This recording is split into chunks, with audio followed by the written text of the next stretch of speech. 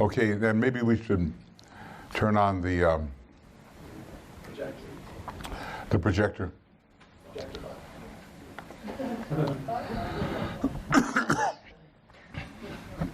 Great. Okay, now, so you got something out of this, I hope? Do you feel that you are in line with an attribute that for the rest of your life you're ready to work on presenting? Or not? Yeah. But these things run deep, you know. And it's no easy thing to mirror the great ones and feel that we're responsible for some aspect of the divine purpose in however small a sphere it might be. And then it takes great spiritual will to see it through. Because all kinds of conditions will militate against the presentation of your particular attribute. That goes without saying, because the lower worlds are filled with resistant forces. So I would say that during the next 9 years, the spiritual will of the group members should be increased. Do you agree with that? Are you intent on doing so? Or semi-intent? A little bit? Yes? No? Okay. It's so necessary in these last years of the Forerunner to, you know, we've been studying maybe a long time, quite a few of us, and doing good here and there, right? I mean, and maybe consistently. And now comes the big squeeze. Getting, you know, you squeeze that turnip, get everything you can out of it, you know. And we're being squeezed right now, we're being put under pressure. Vulcan, representing the spiritual will, is impressing us to get out of ourselves all we can for the sake of the preparation through assimilation of the teaching before 2025. I used to think I knew about 3% of the teaching. Now I'm down to about 0.02 or something. I mean, that's just of 1%. You know, I picked up Initiation Human and Solar the other day, again.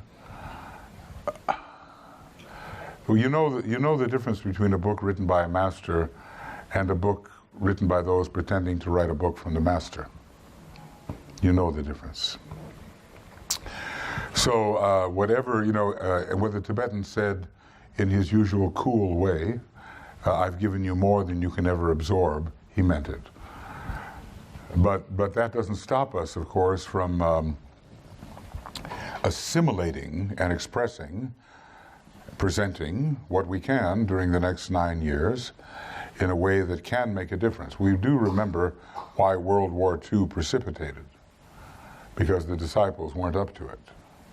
They couldn't quite get themselves together to make a significant enough difference in the world of humanity to stop that precipitation encouraged by the counterforce. So we don't want to be guilty of that, right? During the next 9 years. So, you know, we have fun at conferences and all that kind of thing, and maybe we enjoy our lives too, which is very good.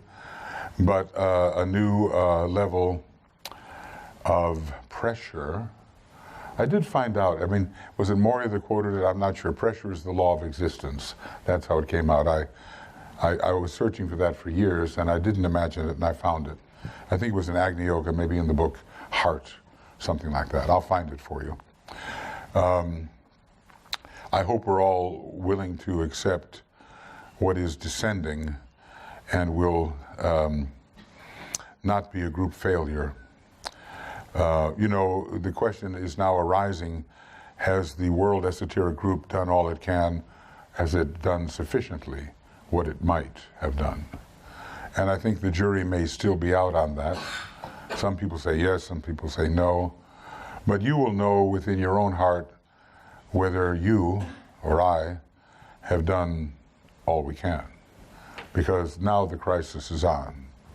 And I don't think I'm being a Cassandra here, you know. Cassandra announced to all of those in ancient Greece what was coming, but they never heard her. So I think we're entering the period of the tribulation. I think that's what it's called in the book of Revelation. And I think that prophecy will be fulfilled, and we who are somewhat trained have to be able to stand and withstand that. Am I hearing a member of the Deva Kingdom?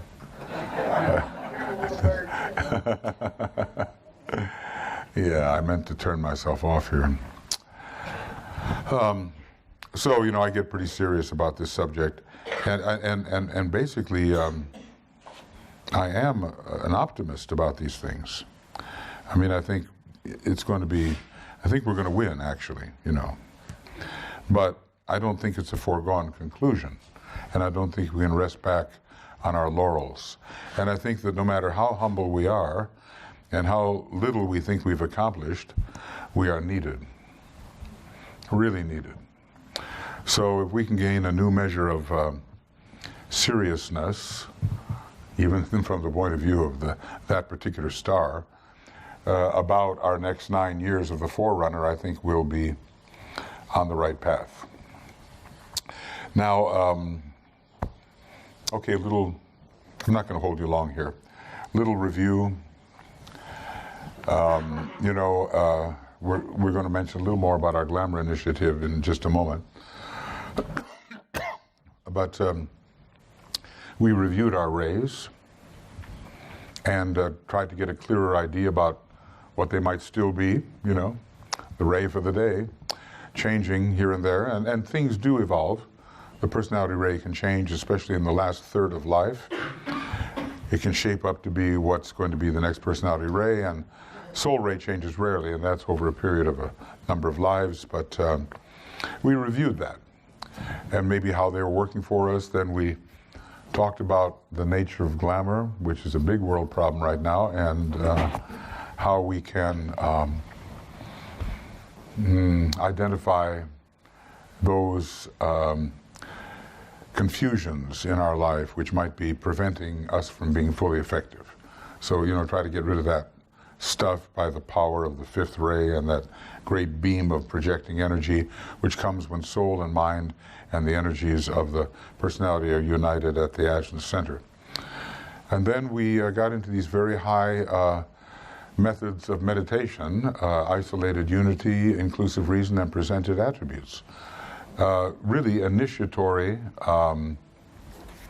types of meditation. I mean, who can really use them? If we're aspiring personalities, which I'm sure we all are at certain points, we can't really use those meditations. We have to be meditating more as a soul in order to use these meditations. But anyway, we're getting warmed up to that idea, and we're seeing really how practical it is to have a new view of the world and to see the unification of it all somehow, and then to make something useful happen. That's what it all boils down to. And of course, we've been through our astrology, and we've looked at many, many things in astrology, and the whole theme of initiation presented in terms of our initiatory potentials via our astrological chart. And now, it's one thing to get all excited once a year and get into these things, and it's another thing to keep working with them during the year. Maybe that's, you know, we all help each other when we're here, but when we actually go home, we have to keep working with these things so we can really benefit by what we have synergized here together. So I'm counting on you all, and I'm counting on myself to keep working with these issues. What the next 9 years will hold in terms of our USR conferences, well, we intend to continue. How we will continue and the manner in which we will continue is still up for discussion, because every once in a while you have to reassess. We reassessed at our 25th year, and we're reassessing now at the 30th year, since it's sort of 30 years work, you know. But so far everybody on the board is showing signs of life, so there is a hope. And we will Well, it's always good to have a living board, you know. And there is the intention to plow on, you know, plow on, wherever we do so. It's such a balance, you know, when it comes to the place, the venue where it's all held. Where do the principles live? How much does it cost? You know, how can people arrive? There's just many things to be considered, and nothing's ever perfect. But we've been here now since 2002. We had a fourth-rate conference, and now we have next year is a first-rate conference, I believe. After number 9 comes 10, right? So, okay. So, and we'll be in need of plenty of spiritual will by that time, I'm sure. Are there any questions or comments before we do whatever we do? Alexandra? Okay. Someone's coming to you with a microphone, so hang on. There. Thank you. Yes, Michael, I just wanted to ask you about what you said earlier about war. You said there is a war. There's an internal war. And DK also says somewhere there is no war. Walk on a pace. He more often says there is. Okay. And he says, see that you battle. There is. And it's eternal, internal, not eternal God. And he says it must not precipitate onto the physical plane. And he says Christ is doing all he can to avoid a final war. You know, DK is a master of many things, but also a master of understatement. He has a rather dry humor, you know. And when he says that Christ is doing all he can to avert a final war, these words should be taken seriously. And we're part of that averting, okay? So basically, he says, use mental weapons. These are his words. Mental weapons to fight in this war for the right values of humanity. See, right now we're having all of our values challenged. The 4 freedoms are at risk. And we know there are spiritual values, and we've been studying them and trying to live them. So we have to stand up for those values wherever we are. And that's where the war is now, with occasional explosions on the physical plane. But he warned us of the explosion, which would end humanity as we know it.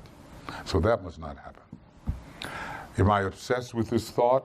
I took it seriously, because I know that it's possible to live in a fool's paradise. Everything's fine, the masters are in heaven, God's in his heavens, all's right with the world, and it's all going to be fine, okay? But not without us, it's not all going to be fine. So take it seriously. Other questions or complaints? Yes? Just a question, Michael. Even though I took notes, I could hardly read my writing. The technique that you worked with us in terms of dissipation of glamour, that was... The glamour world problem, the first what formula. Page? Yeah, first formula. Remember the page off? It's okay. Not off my 250? And that's what you gave us. 257? Okay, or 250? good. Yeah. What was it? I thought it was 215, but I might be wrong. Oh, okay, well, you might be right. I could probably find it, but I thought it might be good just for... Yeah, I found that okay, really let's just see. extremely useful. Yeah. There it is. 215. 15. Thank you. And that's for individual glamour, and then the other formula follows. He also gives us the boil down of it, you know, the quick version once we know what we're doing. Just like you can do your triangles quickly, you know. You might take a lot of time in the beginning, but once you visualize your groups one after another and sound the great invocation, you can do that fairly effectively without taking a half hour a day. Yeah. Go ahead. Yeah, just back to the war thing. Oh, yeah. So, okay, 2 things. One needs to know, in standing for values, when to engage, how to engage, when to disengage, and when to disappear. I'll just say one thing. And, yeah. Defend the 4 freedoms. And I have a question following that, which is there a war for the soul of America at the moment? Sure, and with the soul of every nation. America is one of those places where the Black Lodge is anchored, and so is in the Middle East, and so a point in Central Europe. I think he purposefully didn't get too specific about it, about where it is. And some people say, oh, it's here, it's here, it's there. But yeah, we're fighting for the souls of our nations at the moment. So right now it's pretty acute in America because it's an election year. But it's happening in Europe. Oh, absolutely. Absolutely. Yeah, Mike. So in her commentary on the Great Invocation, Alice Bailey says that only through humanity, the self-evident fact that only through humanity itself can the divine plan work out. That makes God kind of a gambler, doesn't it? Well, I mean, it's a humorous way of looking at it, but it will work out through humanity, which represents the throat and agenus center of the planet. And, you know, hierarchy can do all it can to inspire, but they're not allowed to hit the center of will the way the Black Lodge does. See, the Black Lodge will compel, will force, will trap, will make sure that you do what they say. And hierarchy is not allowed to do that. That's the law of freedom on Sirius. So they can inspire, uplift, encourage, train, but if we don't do our job, it won't work out. But at one point, for our edification, DK did say that, well, if there is delay, it will only be for about 300 years. But I think he may have revised his estimate upward because this was written in the 30s. And, you know, the things that give me the chills is that Taurus bit where he talks about reinitiation into the earth. That's heavy. You know what I mean? And we know that all the material values could again emerge unless we, as John the Baptist, New Group of World Servers type, resist that and stand for the Taurian values of light and fourth ray harmony between the opposing forces. So, you know, just expect that whatever can be drawn out of you these next 9 years will be drawn out of you. If you're willing, no one's going to force you. It's just a question of willingness.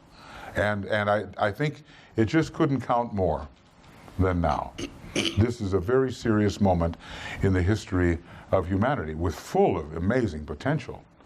But it just depends how we go into the Aquarian age and what it means in the beginning. Don't forget, he said the first 700 years of the Aquarian age means difficulty.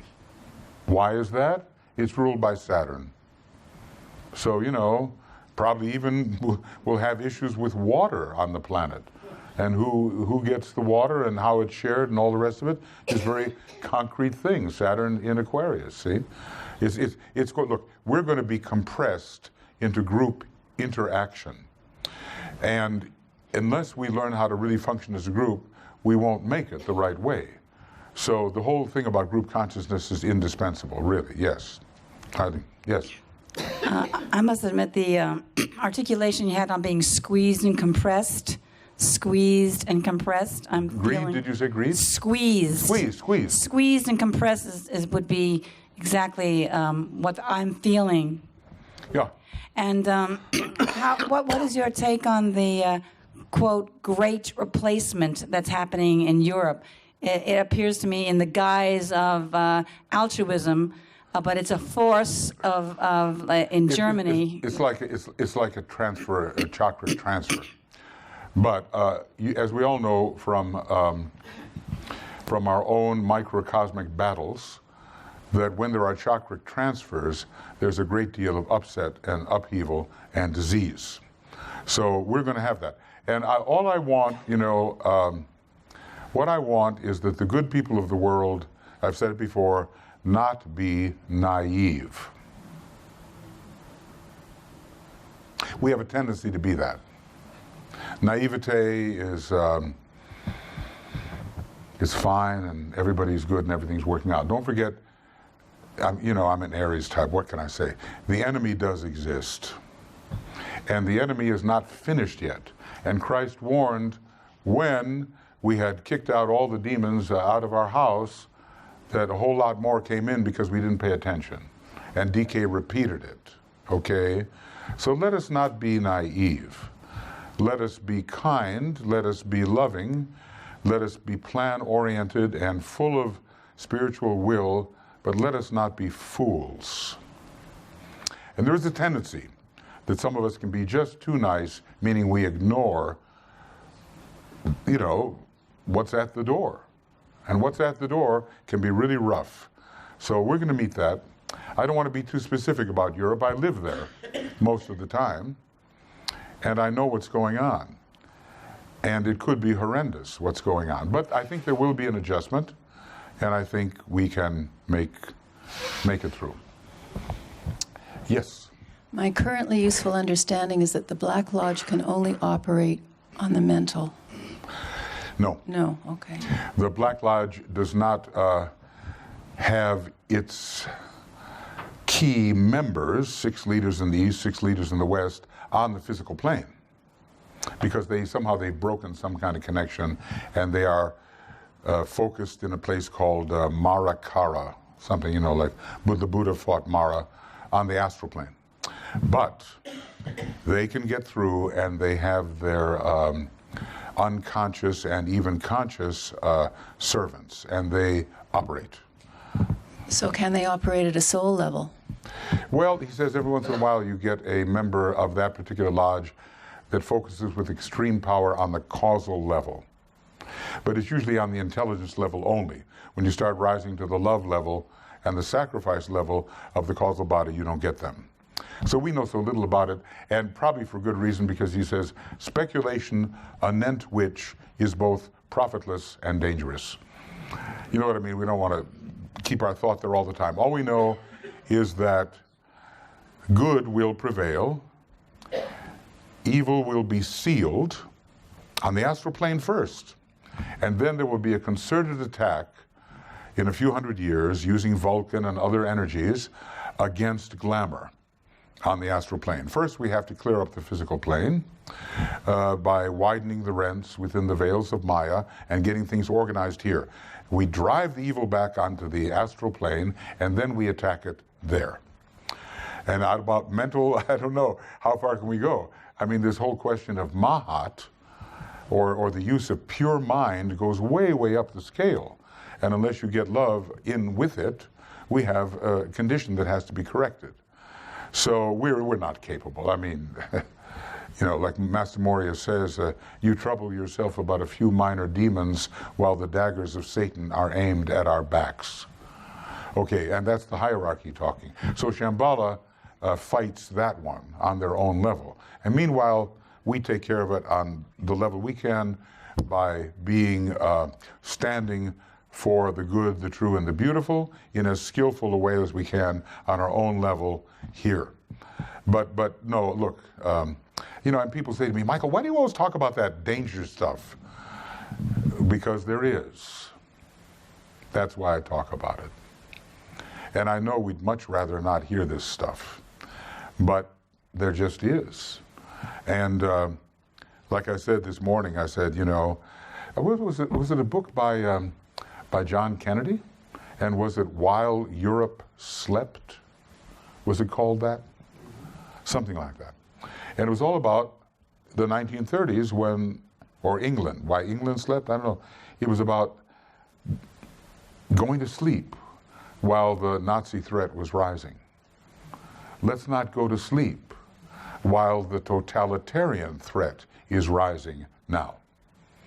Any totalitarianism has to be wiped out. That's what DK said. It's not a battle against Germany, Japan, Italy. It's a battle against totalitarianism, a kind of imposition of a certain point of view on everybody. And what that does is it kills the will of God. The will of God works through every one of us, see? It works through every human being who has a little piece of it. Now you just impose that totalitarianism on everybody, the will of God is just cut off. And, you know, Master Moria did a lot. He talked a lot about that in the 30s when all this was rising. He says they're all very dull, really, but they have to be dealt with, you know. Yes. Is this the war that's supposed to be rectified in the age of Capricorn? I don't think so. So is it what's leading to the planet eventually becoming sacred? Okay, look, when's the sacred planet bit? Yeah.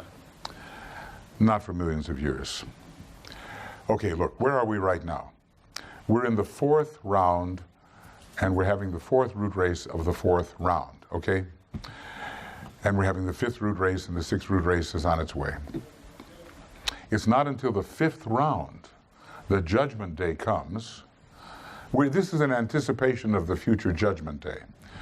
And I haven't made up my mind whether it's a chain round or a scheme round that involves the Judgment Day. But all I know is that it's only then that those with too much concrete mind or too little are sent to the inner planes and thence to Mars. And that's when we have the possibility of a sacred planet, and everybody on this planet will be on the path as far as human beings are concerned. And that's a long way. Look, the 6th root race is going to last how long? 10 million. 10 million years. And then there's the 7th, and the 5th isn't even over. And we're talking about another round altogether. So Judgment Day, or the sacredness of this planet, is cosmically imminent, but, you know, in terms of our time scale, not imminent. I think what will have to happen is that, I'm not exactly sure, but what makes a sacred planet is a 5th initiation. Well, we're taking a kind of 4th initiation on this chain. A 5th initiation of the same kind will be taken ahead. However, there's also the possibility that we may be talking about the 5th scheme round. That's a long time ahead. Venus has finished all that stuff. Venus has done it all in 5 scheme rounds. We're still in the 4th scheme round, we're in the 4th chain round, and we're behind. So our kind of entry into the number 5 is not going to happen right away. The mystery of the 4 and 5 that Eva was talking about. The mystery into the higher number 5 is cosmically imminent, but not in terms of our time scale. However, we can have a much better planet. And during the Aquarian Age, we're supposed to enter the Age of Brotherhood by the last 720 years. So that can make a big, big difference. It won't yet be a sacred planet, however. So don't look, I mean, I know you'd like it to be right away, but it just can't be. It just can't be, because certain root races have to be gone through before this is possible. 5th round. And even if it's the local 5th round, it's still millions of years ahead. But don't get discouraged, hang in there. Well, you know, inevitably, where will you be? I mean, what will you be? I mean, you'll be, don't worry. So, but you won't yet have gone to Sirius and come back, but there's plenty of work to do in the solar system right now and on our planet right now. Yes, Helena has something, yes, and Tanya has something. Okay, so just to continue in this conversation, could you say a few words about, you know, the etheric existence versus physical? You know, there's a lot of... Some people who are very anxious to get to heaven feel that our physicality will soon etherealize and virtually disappear. But that's very unlikely in the 4th round, which is based upon the transmuting the physicality of our planet. So, you know, everybody looks for an escape. I've seen it all the time, even I do. And get me out of here and get me into something better. But the point is, we have so much physicality still to work through that we're not on the verge of having a non-physical solar system. This solar system will etherealize only towards its end, and that can be a long way away. We're halfway through 311 trillion years. Now, that doesn't mean that the physical part of it is 311 trillion years, but we're even halfway through that. So even though it's billions of years or maybe some trillions of years, we're nowhere near solar systemic etherealization. I know some people are devoted to that idea. It's becoming better and better in every way, and it'll happen fast. Watch out for the happen fasters. I'm telling you, the happen fasters is all based on egoism. and discomfort and wanting to get out of uncomfortable situations rapidly. We are committed to transforming and transmuting the leftover energies of the moon chain and the leftover energies of the previous solar system, and it isn't going to be fast, okay? So, like the Dalai Lama is, what's the fast path? And he said to have broken into tears, there is no fast path. There's a faster path than just meandering, doing the feeble meander. Remember that one? I love that quote. But there's a faster path. But look, when you go with Master Mori and you say, burden me still more as I enter the beautiful garden, you're going to take on a weight. And when you want to help Atlas with carrying the world on his shoulders, you're going to take on a weight. So just get ready for it. Master Mori promises you the joy of endless labor. So, be happy about that. You give refunds. Was it? What? You give refunds. It's just a bad joke. Is it? My left ear, my right ear just went blank on that one. But I just thought, and he jokes about it, I offer you the joy of endless labor. He means it. But then for our edification, he tells us that, how does he say it? Rest is a change of labor. I think that's wonderful. You know how it is? In other words, you're tired out, change your work. And so, he's an extremely active master, isn't he? Really, he's not sitting around. Just a quick comment. This was from 10 minutes ago, and you warned of totalitarianism. I just wanted to offer that the number 356 means the fallacy of totalitarianism. So the fallacy of totalitarianism, and that we're all part of the solution. Like each one of us. Each one has the will of God in them, and if you don't express yourself, the will of God never will.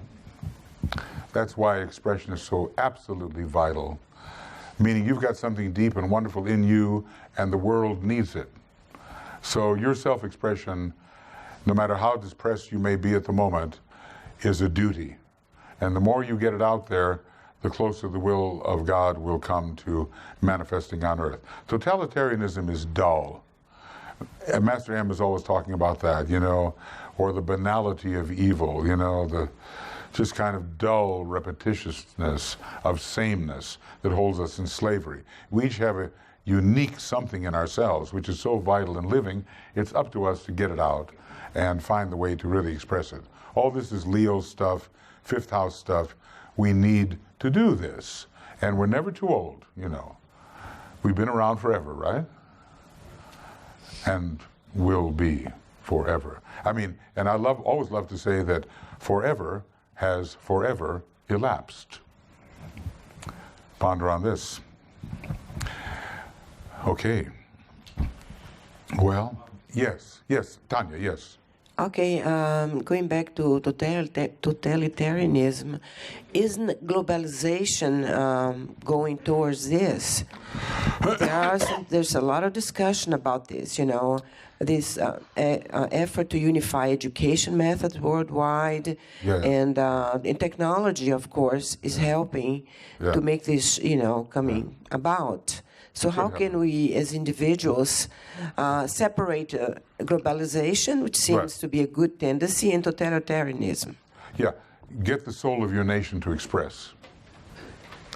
I'm serious about that, because totalitarianism is completely different than evoking the soul of your nation, which has been given with its rays and its astrology.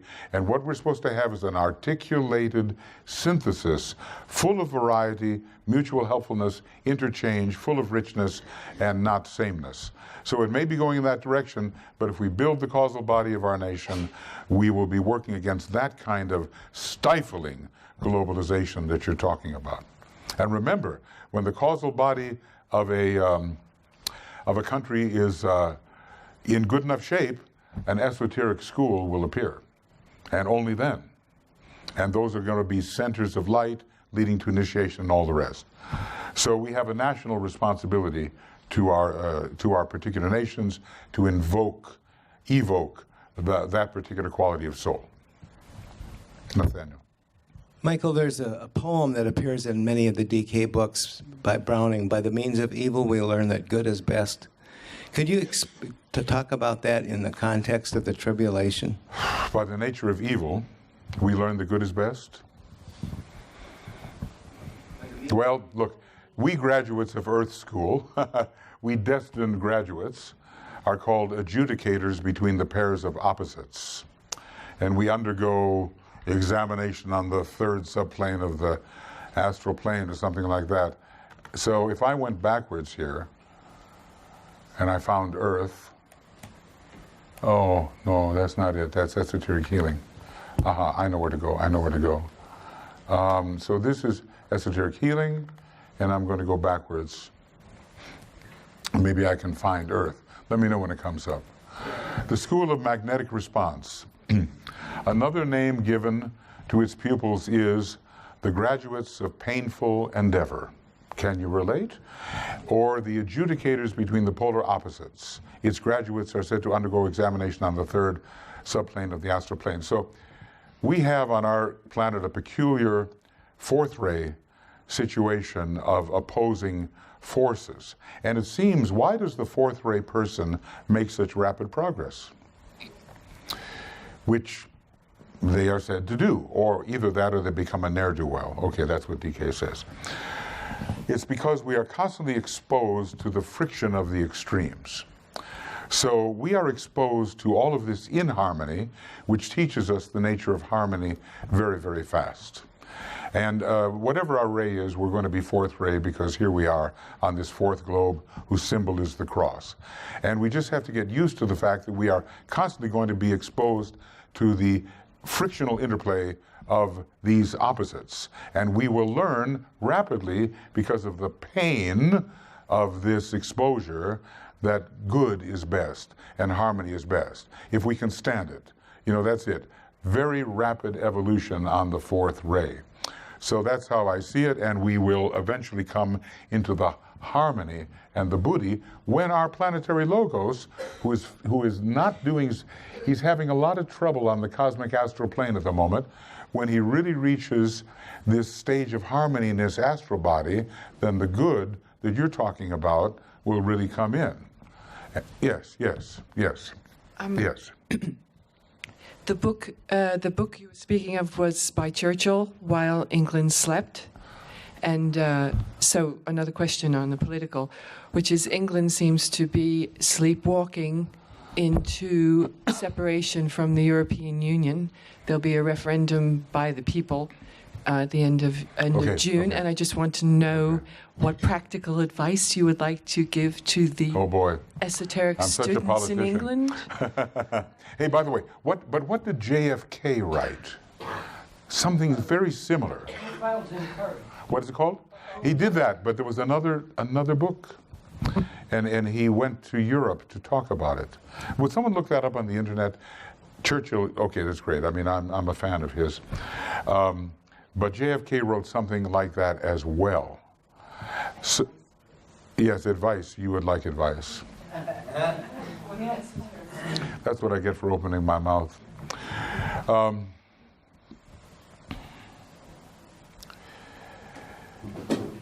You know, England has a Gemini soul.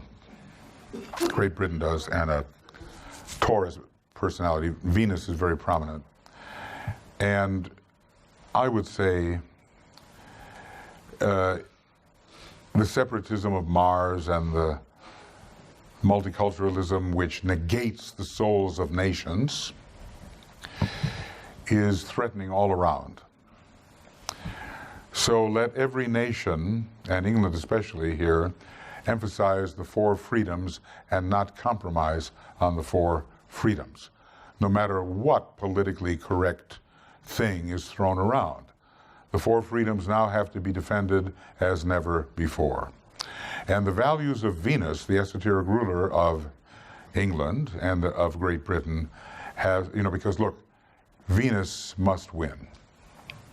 You know how it goes. Mars is the cross above the circle, Earth is the cross in the circle, and Venus is the circle over the cross. Venus must win. And we are in a war now between Mars and Venus.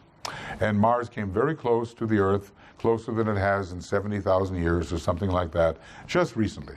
And the upsurge of the non-sacred Mars is threatening to engulf the values we have extracted from Venusian living ever since the Renaissance.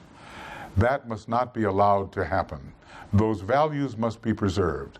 The preservation of values is the duty of the first ray initiate, page 507 in Rays and the Initiations. So we have to stand for the highest values together. That's my only advice, and it's individual advice too. Every one of us. We're all our own little microcosm here. We've got to stand for those values. And you can be sure there's going to be an onslaught against anybody who stands for those spiritual Venusian values. I close by saying Venus must win. Yep. Little question. What will be you mentioned the future school of meditation. Yeah. What will be the language of this school? English? What are the advantages of these future schools of meditations along... Language. What is standing? Language. Each in its own country. Each in its own country. But don't forget, we are so rapidly advancing. I mean, I don't love Google Translator. You know, ever since the angel of death turned out to be a white mushroom, I've lost faith in it. But we are reaching the point where whatever language you speak is going to be instantaneously and excellently translated into any other. So if it's in Russia, it'll be Russian. If it's in Sweden, it'll be Swedish. We don't have to worry about that because we're going to be able to talk to each other, I believe. We won't have to have some new language. And you know, we're going to go deeper and deeper, and we're going to get into the Sanskrit. It's going to be, like he says, Sanskrit will now become a living language again. And maybe one day Senzar too will be able to do that. But those are the sacred languages internally. The outer languages can just talk to each other. I'm sure it's coming. So I don't think it's a big deal. It doesn't have to be English. But let's see what DK writes in again. Will he write in English? If he's going to write in English, it'll be important. But it won't be the only thing. You know, that's how I see it. Yep. Okay. Who? Yes. Well, Margot. 2 things. The book JFK wrote was Why England Slept. Why England Slept. England Slept.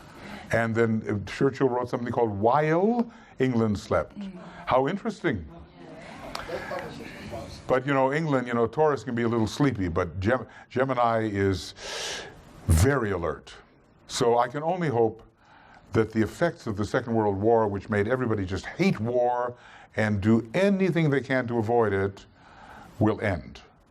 Because we're in a war. And remember, DK said, he did say it.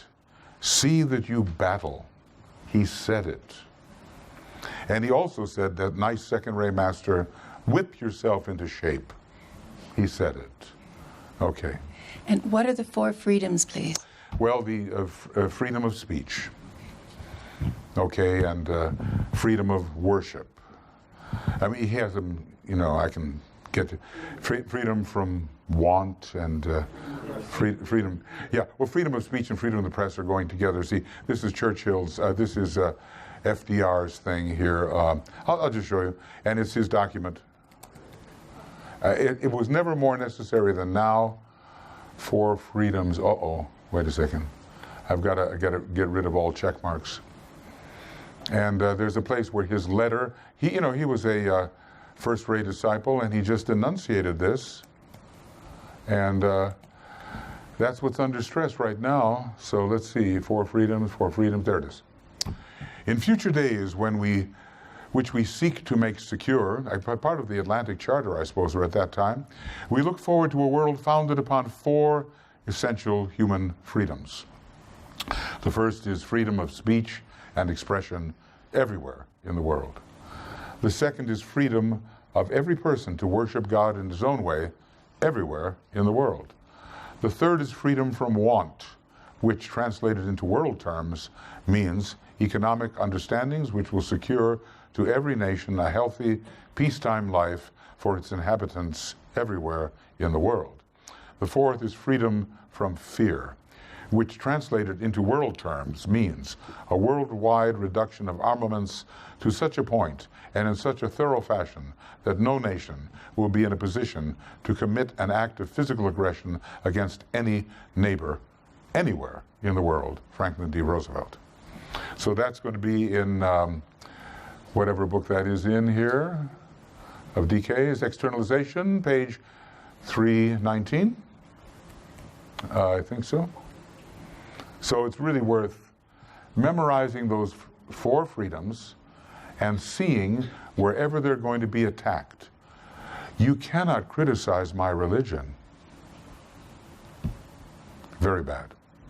Very bad. That has to go. Every religion can be criticized. There is no religion higher than truth, HPB. Okay? You cannot worship the way you want to. You have to worship the way we do. Okay, you're starving, but I have enough. That's okay. And finally, subtly, I have the weapons, you don't. You do as I say. Or else. And this is happening now. So just be alert to it. And in your thought, oppose this and articulate in your thought the countermeasure which will stand for the four freedoms. Work with your mind. Work in meditation. We're going to do a lot of that when we work with the glamour, and Tuya and I have been doing this evocation of the soul of nations work. We've done about 90 nations. It's just amazing. You know, when you get into this, who are the people in these nations and how do they live and what is their culture? It's fantastic. And we still have, what are there, almost 200 nations in the United Nations? Something like that? So we're going to continue that, and we have a lot of work to do as esotericists which impacts on the political situation of the earth. And DK says, why do you avoid politics when it influences so very many, it conditions so very many? It's just rough place to go. That's why we avoid it. But we can't have that luxury during the next 9 years. Yes. So two things. One is side by side with Sanskrit censor would be placed also Mejunecher, which is laid. I'll speak louder. Side by side, Sanskrit censor would be also placed Mejunecher, which would later be called hieroglyphics by the Greeks. I'm very steeped in the livingness of this language as well, and working with those also who are, and then. Okay, but wait, I have something to say about that. Senzar is much deeper than any hieroglyphics that we now have. This is an inner sacerdotal language which is only known by the masters. Hieroglyphics are now being translated. They are a precipitation of it, but Senzar is the secret sacerdotal language.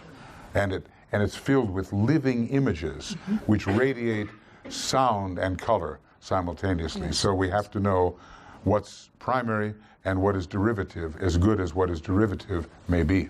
Yes. And the second thing is, did you say 25 for the coming in of the fourth, more of the fourth ray? In its monadic aspect, the fourth ray comes in its monadic aspect. Now, what does that mean? Now, look, any of us can be any of the seven monads.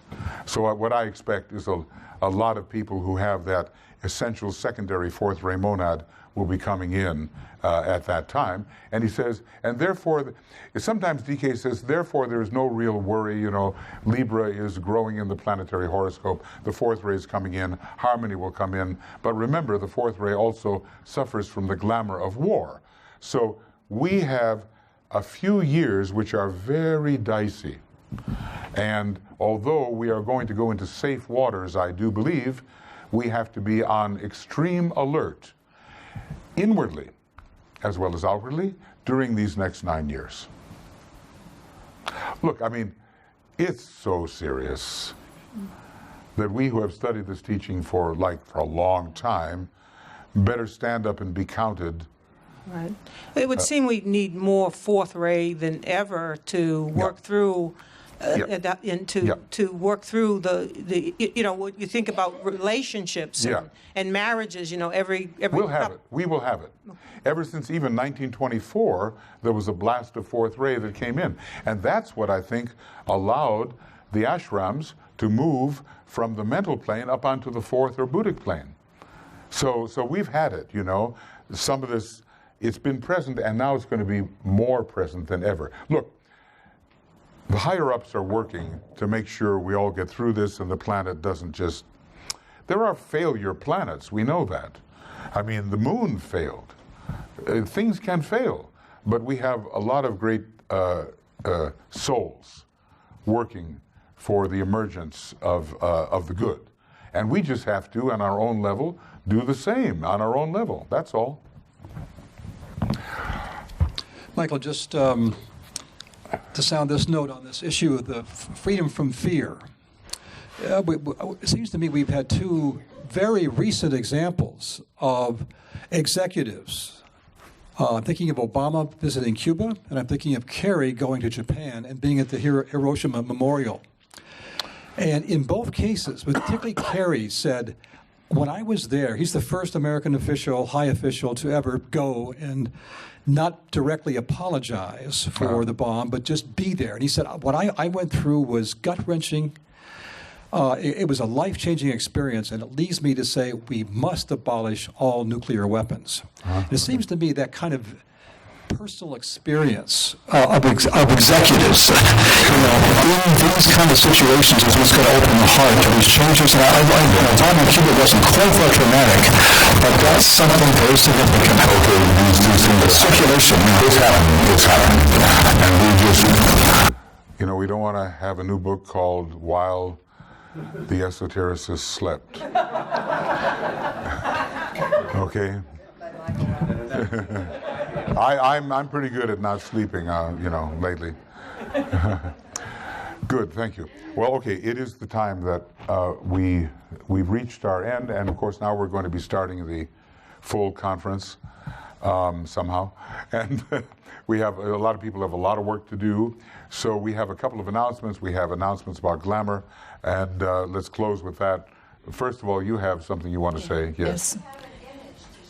Oh, we have the image too. Wait, you just wait a second. Let's show first the glamour image, or the image that's related thereby. Do you have it on the screen? Because can you show it, or do I have to show it? Well, I have it on my laptop, but Bob is going to Oh, ho, ho, ho. There's Bob. Speaking of Bob. Bob. Let's ask meditations. Could there be a sheet for people that don't get, that, like for she's new, she wouldn't get it, for people that want to sign up for that? For which meditation? The Ask meditation. Oh, yeah.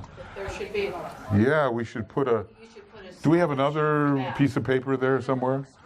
A rip-off for the Ask meditations? Yeah, that'll be very important. Yeah. So hopefully Justin can show this image from Dwayne. Okay? Okay. Dwayne, would you like to say a little?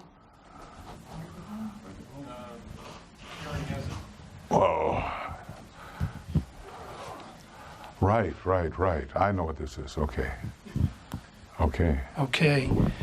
The theme of these techniques of transformation are very powerful and very important, but we have mainly been dealing with text, and texts are creative and they outline the issues and the problems. This is a symbol given by DK in one of the discipleship books on the dissipation of glamour, fear, and world cleavage and problems. And there's a short commentary that goes with this, but he gives it to one of his disciples to use as a point of meditation.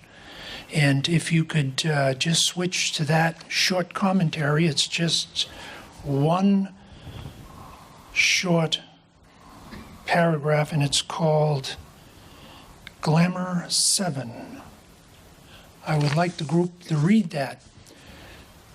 And it will be available if anybody wants to contact me after the conference. I will send them a copy.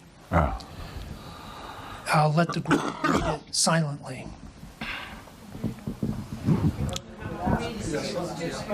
Okay, Michael, can you read that? Yeah, this is to Roberto Assagioli, who needed protection because he was so sensitive, but he said, don't build a shell, do this.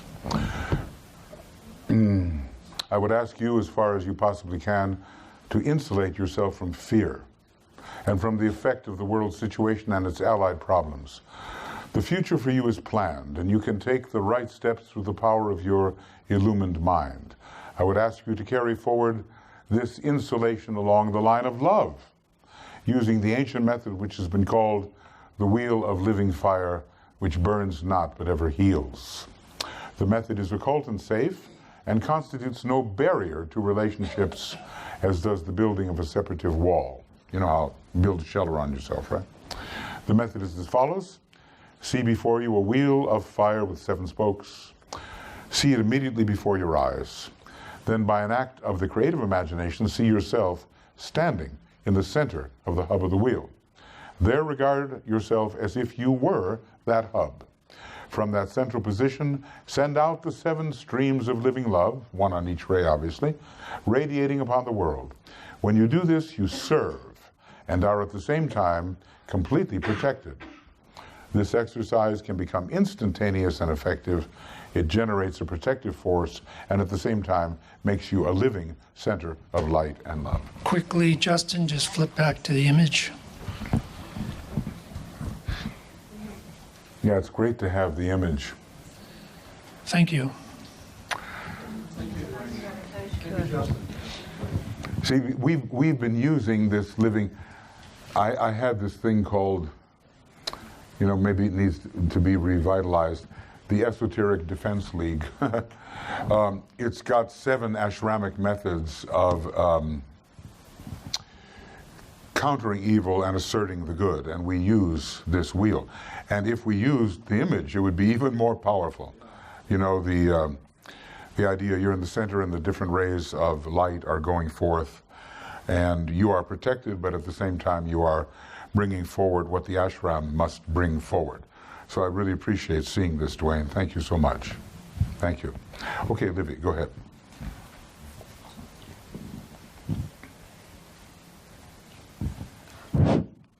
Wayne, yes, thank you. You know, we've been gathering on the subject of initiation, and of course it will continue now that the main conference is starting soon. And we've had a chance to learn where we are or get a better sense of our point on the path and what is the next step for ourselves and what might be an obstacle.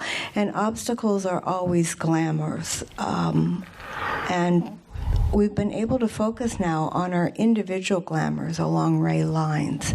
So I hope this has been beneficial to all of us. I know it has to me.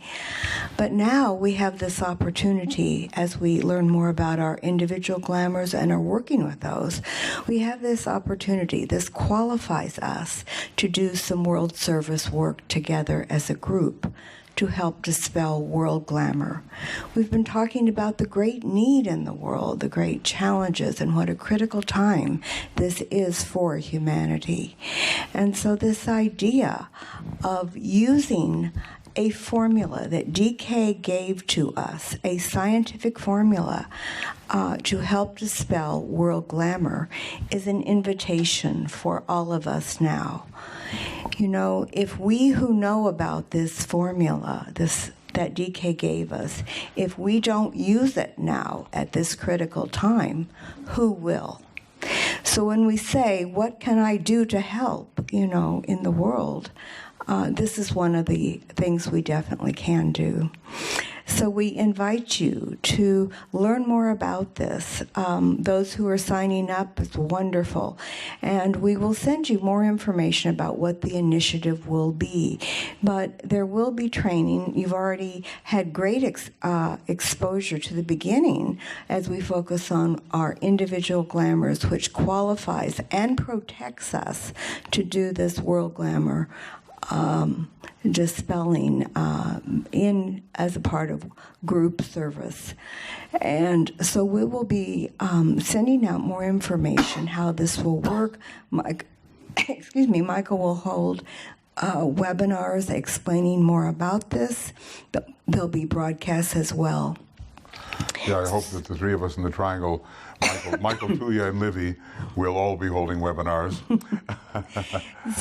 But we invite you to sign up. This is just showing your interest to learn more about this. We invite your participation.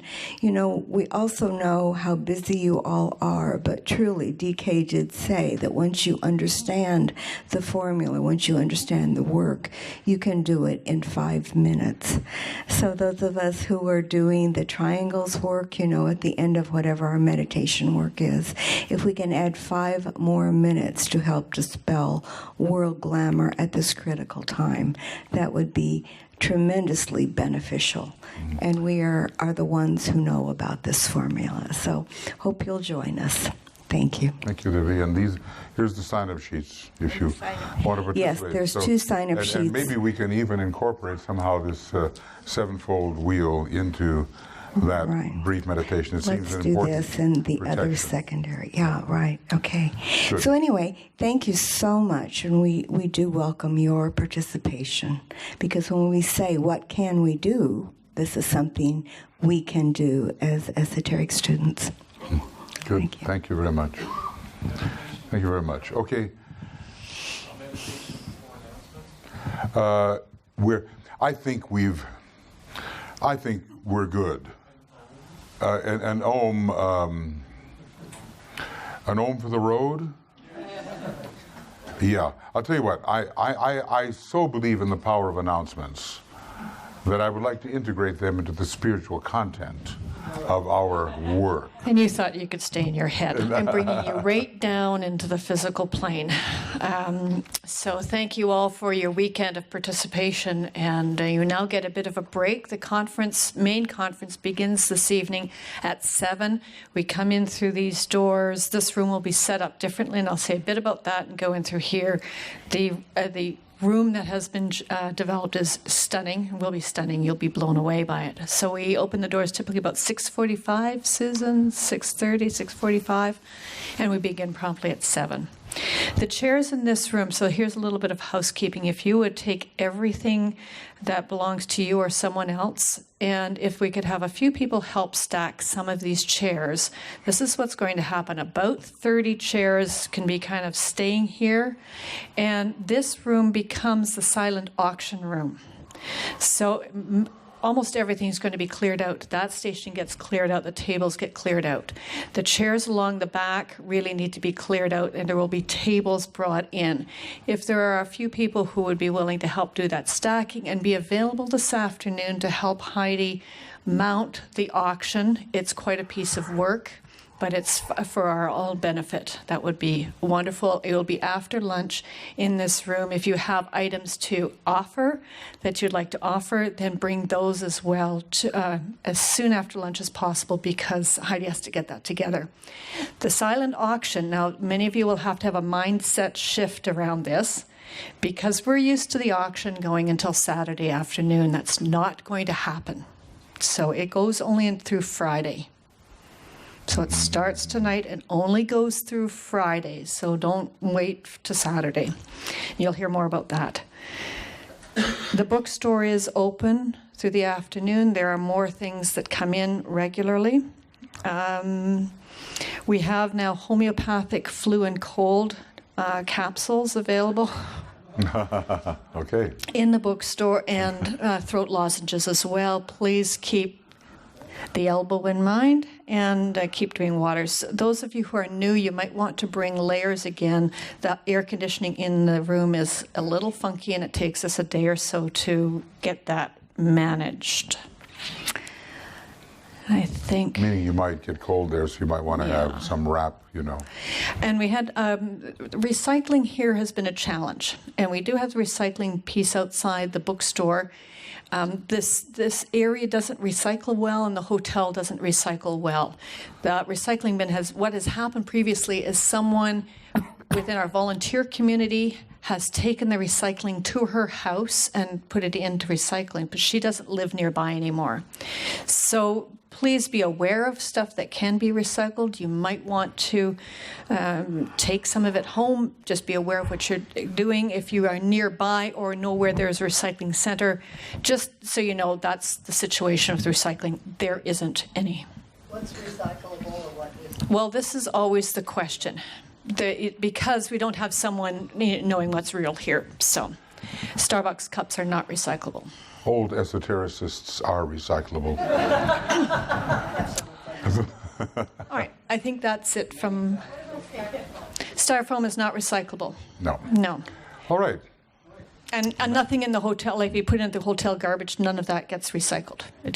We've tried for 14 years and we've never been able to find a satisfactory solution. So. Okay, don't move. 1 ohm before lunch.